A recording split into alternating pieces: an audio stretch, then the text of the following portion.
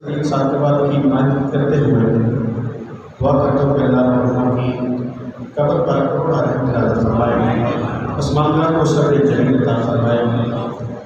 अपनी हाज़िरी का आगाज़ अपने पीर मुर्शिद फातिह सैयद शेखुल हदीस मुफस्सिर कुरान अबुल नसर सैयद मंजूर अहमद शाह साहब की खूबसूरत नमाई से करता हूँ। तो हम अल्लाह मिलकर ज़ौक़ शौक़ और मोहब्बत के साथ आवाज़ बुलंद हुज़ूर की बारगाह में दुरूद पाक पढ़ते हैं। सल्लल्लाहु अलैहि या